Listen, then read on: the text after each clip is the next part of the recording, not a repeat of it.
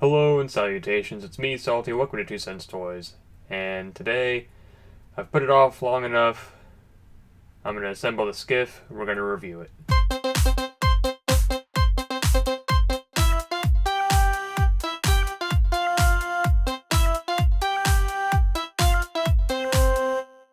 Alright, so I went over the box the time I unboxed it, but just for posterity's sake, here on the front we get the nice racetrack, Return of the Jedi logo, Kenner, all that stuff. It's really cool. We get a picture of the skiff itself.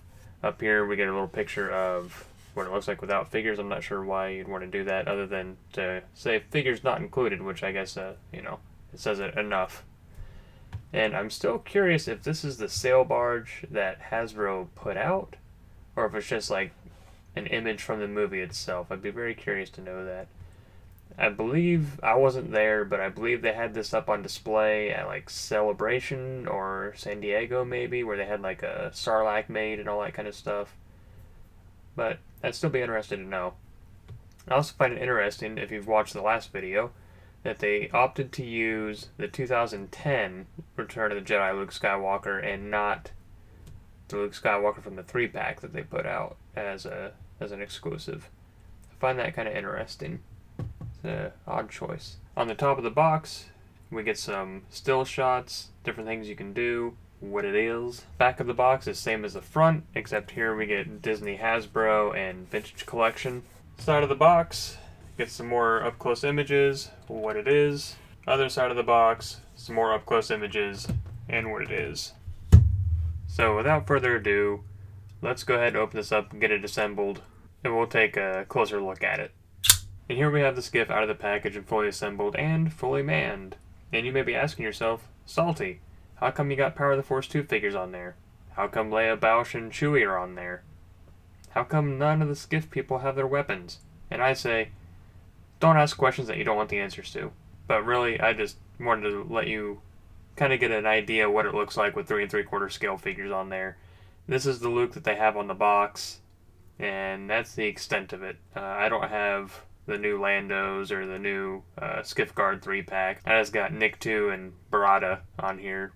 I don't know where Claw 2 ran off to. Anyhow, just kind of wanted to give you an idea. That's how they all look on it. Maybe spark some ideas, maybe make you think you might want one. I'm going to go ahead and knock all these guys off. We'll get started with the review. So anyway, here's the instructions on assembly. Just that way you get a kind of an idea of what it looks like when you get it in the box and all the stuff you got to put together. It's not that hard.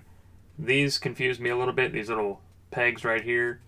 There's a groove that you can't see in this picture obviously, but there's a groove down here in the base that lines up specifically to a certain one.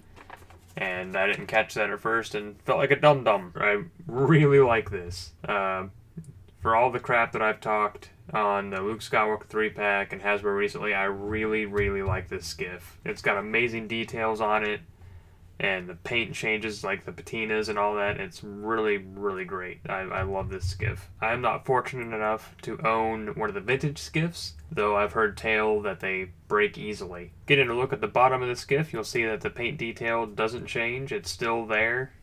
There's a lot of kind of scuffs and scrapes, and there's even some sand blasting here at the tip and on the back. It's really great.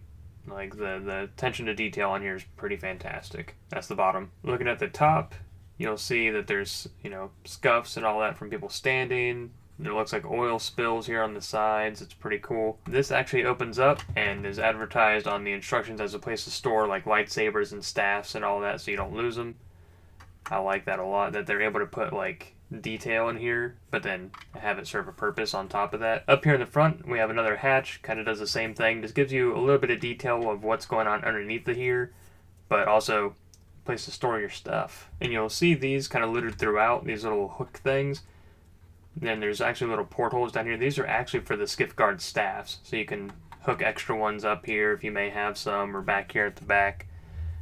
And to me, that's really cool that that's an addition. Like, I really like that a lot. Speaking of other compartments, we have this one right here, which has layered gears and pipes, which is super cool. That there's a three-dimensional, like, layered sculpt in here. They didn't have to do that. They could have just said, screw you guys, do one dimension and put stickers on here, but they really went the extra mile on that. Caveat to that, I'm not willing to try it, but I have a feeling that if you were to drop like a Leia or a Luke or Han blaster in here, you'll probably never see it again. Just food for thought. And here at the back of the ship, we also get the main steering column. These hoses plug into the bottom, and it's just one piece of plastic, but the steering mechanism actually moves, so that's really a nice feature instead of having it in place. So if you can pull up schematics or you know how to operate one of these, you could, do that and have it change direction or do whatever you see fit. I am not of the mind on how these steering mechanisms and these fantails operate, but if you are, I'm happy for you. Moving on to the back, you'll see we have propulsions right here in the back, which is really cool, and that these swivel on a ball and have a hinge on top of that. You have to snap these together, but it's a nice detail. They didn't have to do that, and they did. Moving around to the side, same as the other. Also, I don't know if you just heard that, but here at the bottom, these ratchet. So whatever position you put it in, it's going to stay there until you decide to ratchet it somewhere else. It's a nice feature. They didn't have to do that either.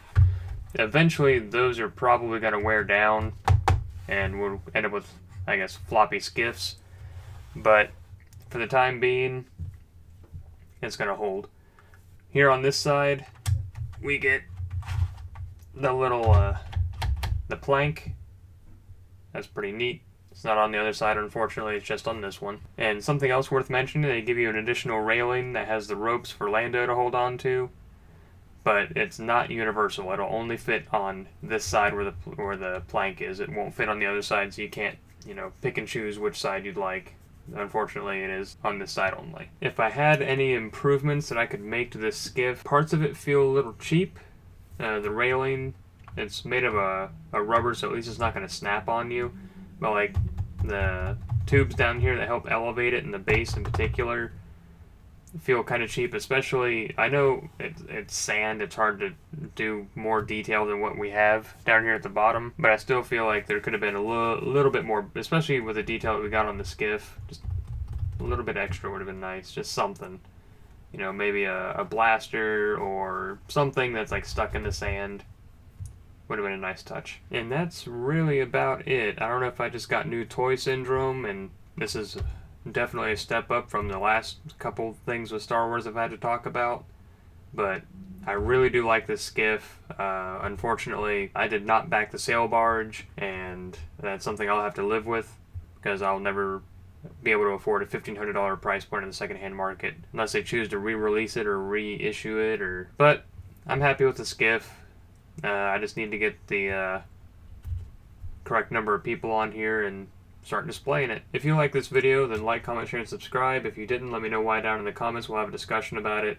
And don't forget to follow us on social media. We're 2 Cents Toys across all platforms at Twitter, Instagram, and Facebook.